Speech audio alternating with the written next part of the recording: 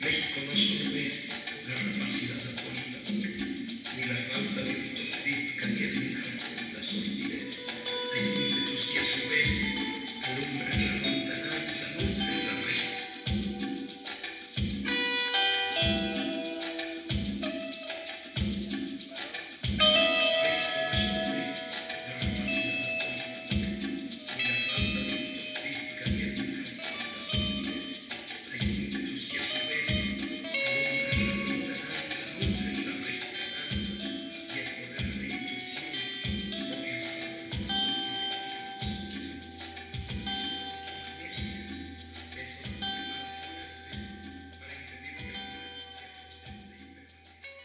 I was born in Blue Island, Illinois, and part of my childhood was spent in just a few years in Roseland. Then my father passes away, and then we moved to Mexico for about a year and a half. We come back, and we start all over again. By then I'm about 5 years old. My older brother, he always brought in his drawings from school, high school, whatever. And he had one wall, two walls really, were his in the room. We used to share the room, and one wall was mine. You know what I mean? And he would hang up all of his artwork from high school. The 1 point perspective and so on and so forth. All of these assignments, which I couldn't even come close to doing, but I had my own baby pictures on the other side, hoping to someday catch up to him. And my mom, and she used to do some serious needlework with all this intricate symmetrical designs that it's like, wow. And she would always give me colors, crayons, watercolors, paper, coloring books. When my brother leaves, my older brother is now 21 years old, and he's Vincent Mendoza. He's drafted he has to go serve his time in the United States Armed Forces during the Vietnam years, which he never made it to Vietnam, but on his way out, he gives me this big box of pastel, beautiful Rembrandt pastels, soft pastels. He goes, I want to see something when I come back. And there was there's almost 50 Rembrandt pastels on each level, and it was 3 levels. Oh man, I was like a kid in a candy store. I took them everywhere. I put them in my pockets. I would draw on the sidewalk. I didn't know just how the value behind them. And then when my brother comes back from the service, he had been away 2 years, and he came back with, these huge ideas of paintings and murals, and and he had done his research on the muralists of Mexico, and he came back charged, with this new pride, this new identity as a Mexican muralist, and obviously that charged me, and then he was the one that would have the work that was commissioned to him, and I would only tag along and help him mount, prepare his walls, or whatever it took. I would do all the boring stuff, help him set up scaffolds and everything. But I learned the ropes. I learned what it took to become a muralist. Also, the time when he was working on the mural with Ray Patlan and Jose Nario. They were working on the mural in Blue Island, Illinois, and all of a sudden, police officers came, and they said they couldn't work on it no more because they were in violation of some law that they needed a permit, like as if they were painting a sign or something, a sign permit. and they threatened to arrest him if they showed up the next day. And I was there, and I saw Ray Patlan stood up to the plate, and you know, uh, very articulate. He just stood up to the plate, and I mean, here these guys were no longer these new arrivals, Mexicans that just arrived from Mexico. They couldn't speak English or defend themselves. These guys were raised in the United States. They had served their time in the United States for the armed forces, and they were articulate. They could speak, and it's like Ray Batlan tells them, you know, we're just exercising our First Amendment. We have a right to paint. That that's what we're about as Americans. And then the police officer said, well, you better not be here tomorrow, because we will arrest you. So it was a big challenge, man. Oh man, it got pretty. So Ray Batlan and my brother called the media, and there they were. It was like a standoff, and they couldn't arrest them, and it was beautiful. I mean, uh, when it was all over and there was a big celebration, Chuy Negrete shows up with his sisters, and because they lived down the block from me, there was this big celebration. There was all these Mexican people right there. And you have to remember the bridge. I think it's the Western that goes 147th and Western. Up on top, there was all these people, all these uh, government people in trench coats with cameras, photographing. It was weird, but I think that those were very Kodak moments, I would have to say, for me, that really got me charged up. As far as finding my direction. I first met Francisco Mendoza in September 1975. I was 21 years old. He was 18 years old. I was a first year teacher at Bowen High School on the Southeast Side of Chicago. He was a senior in high school. And I still remember this, I had 34 kids in the class, and no one would cut. Day after day. I mean, I really enjoyed the kids, I enjoyed being with them, and I got to know Francisco. So even back then, he was large in life. He was always so funny, always had ideas, always was so creative, always a way of, everybody liked him. I mean, if he had ran for class president, he would have won hands down. I mean, it's like, how could you not like Francisco? I mean, he's just an amazing, amazing person who just has a way with human beings. I knew Francisco when we were in high school, and we didn't have a lot of classes together. We had a physical, the gym, I guess it was, and we had swimming. And I couldn't swim, and I don't know if he could swim, but we had this class together where we would swim, and that's where we got to meet each other, and we got to know each other pretty well. And basically we got to talk and everything, and then he told me he was an artist, and I said, oh, really? That's really good. And he told me what kind of art work that he did.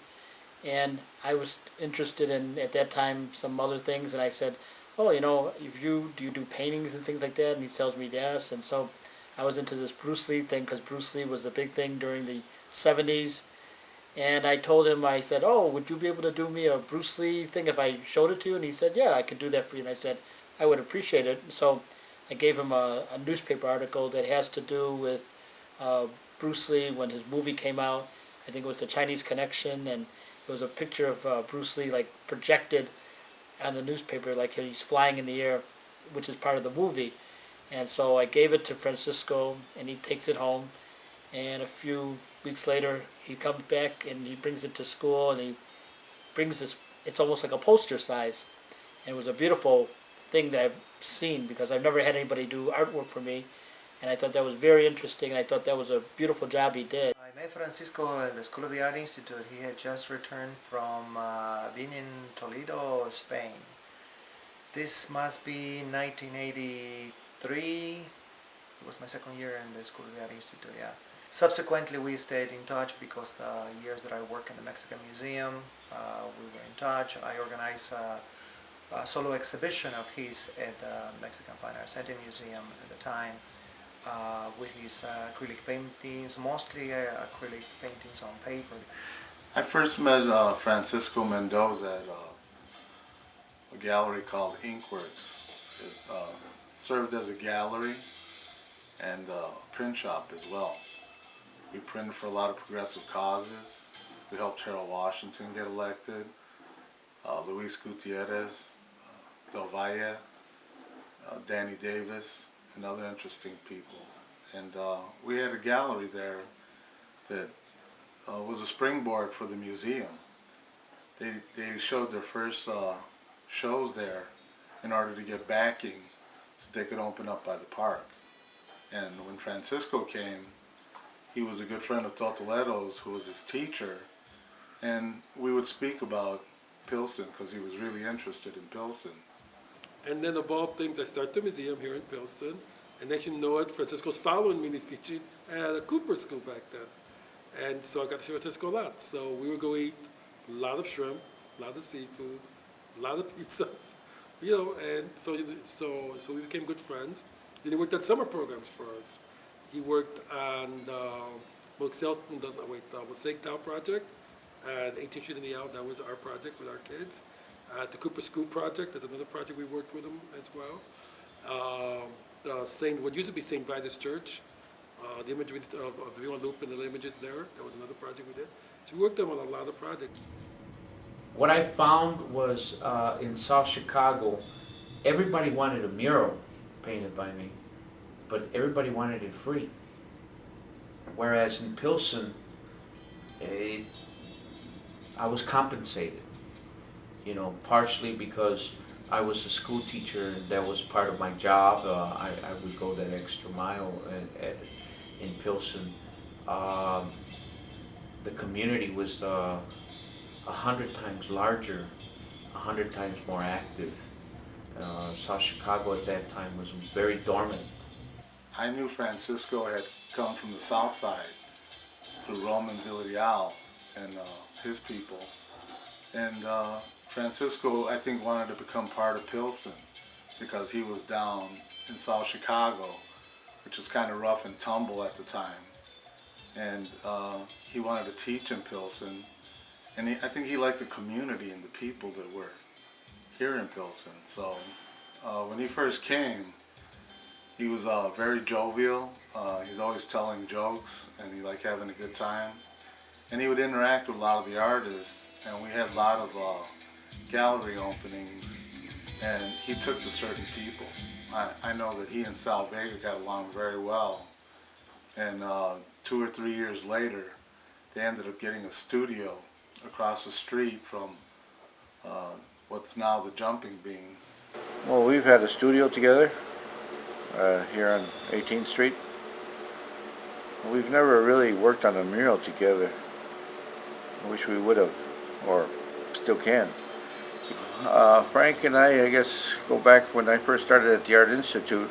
I had met his brother, but then I learned that he had a younger brother, Frank, and this first time I ever went to South Chicago, being born and raised here in Chicago, realized that there was a big Mexican community, and they were from South Chicago.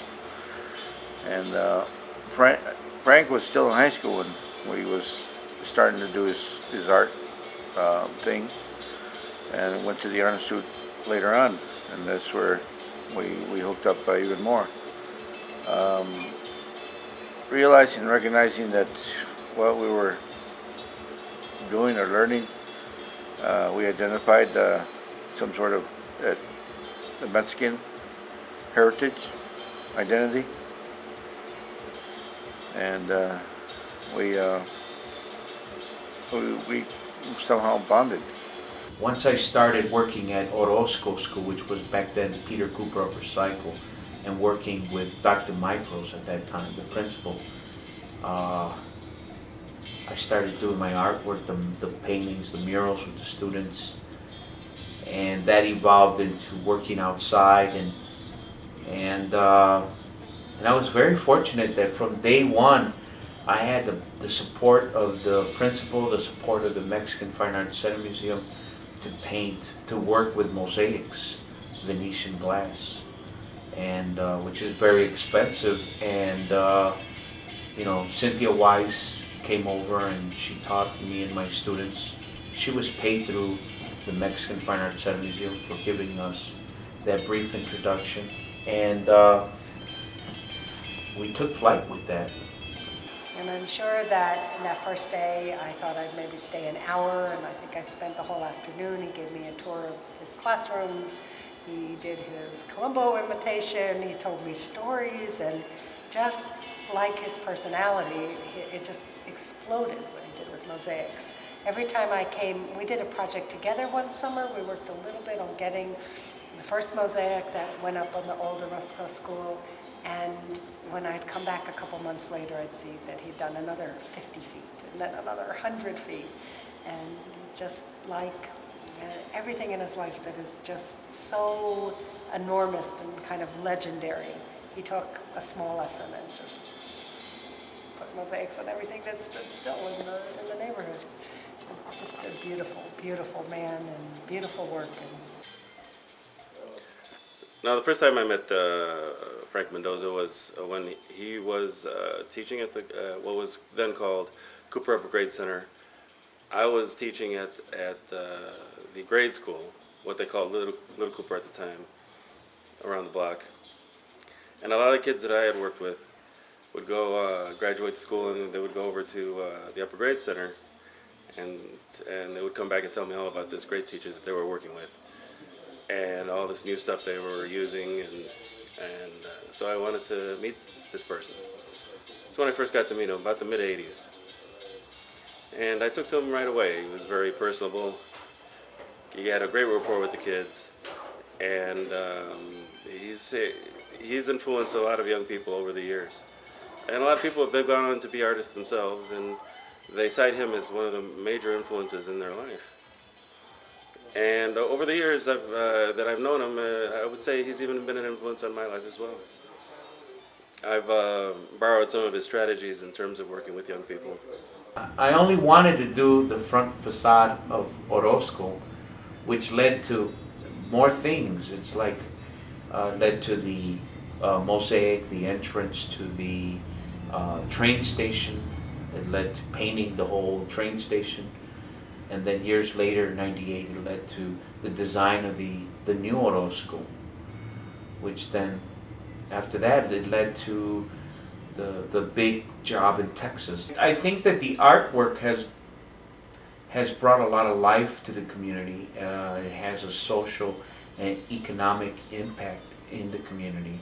I mean, people come from outside. I see them in these big buses. They come out, they photograph, they get back in, they go to the museum, they go to the Mexican museum, they go to the other Orozco school, they photograph again, they go to the neighborhood restaurants. So it takes on a life of its own. I'm very happy that the people here in Pilsen have embraced me. Well, I met Francisco long time ago, about 25 years ago in Pilsen, and he was working at Dvorak Park, creating a mosaic mural with his students, and I was teaching ESL, and he would see me, and I also told him that I was an artist. I would see him at different art openings, and then when I started college and I wanted to become an art teacher, I did my student teaching at Orozco Academy. Mr. Mendoza has a flair and a style of teaching where he uses humor and he tells a lot of jokes, but at the same time, through the humor and the jokes, he gets the students relaxed and they actually create this beautiful artwork, whatever it may be for the day. First time I met Francisco must have been when we'd given him a teacher incentive grant to work on murals with his students at his school. We give the grants at a big event, and then I go out to visit. And I saw him working with his students at the old Cooper School, and I was very much impressed with the relationship he had with his students and the quality of work that they were pursuing. He is a phenomenal artist. He's a very strong member of the community, and he involves students very much in their work and gets them really involved in learning art. And the art is involved in their own heritage, their own history. So it's Mexican art, and it's very meaningful for them, and it's also meaningful for the neighborhood. And it's items that these students will be able to go by and see for many years to come. So I think he's just a phenomenal teacher, a great person, and he was our winner of the year in 2003. And if you were to walk down the street with him in Pilsen, 9 out of 10 people know him. And they honk the horn, or they're on a bike and they'll get off and they'll stop and greet him. And he gave a lot more than just teaching. I think that's so special about certain teachers. You acknowledge them for who they are. And it goes beyond, 9 to 5, I taught you this and now it's over. He was teaching all the time, and they were always happy when they seen him. To know Francisco is to be with a guy that is full of joy, full of energy, fun, entertaining, and very giving kind of person. I mean, you see that with all the students that come around, the several generations that he has gone through at Orozco. They always manage to come back and to stay in touch with him. He has really touched a lot of lives, young people, very talented, many of them, and what he has given to the community through the murals, both in schools as well as the other projects that he has done, like the one at the CTA El Stop, or the one in St. Vitus building as well. So it is, I guess, both as an artist and educator, but also the fact that he lives in the same community where his students are attending to school. It's a double benefit for the community.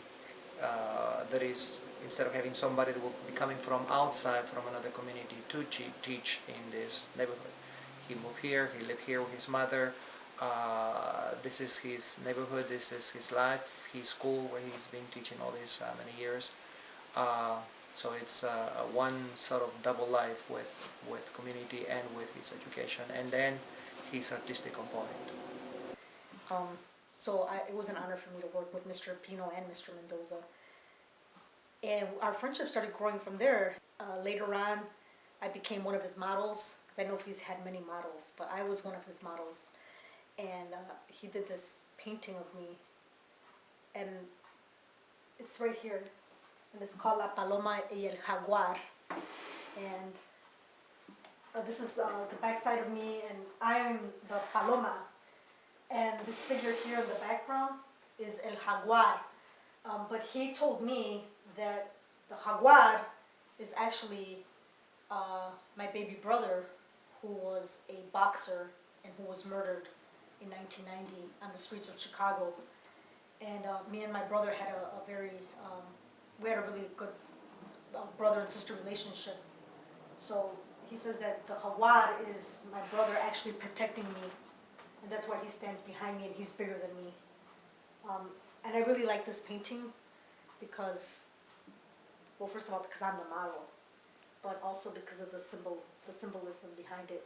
And I actually have this dress that I bought in Mexico, in Oaxaca, and I have the jade necklace and the jade earrings, and I think he represented myself very good in this painting.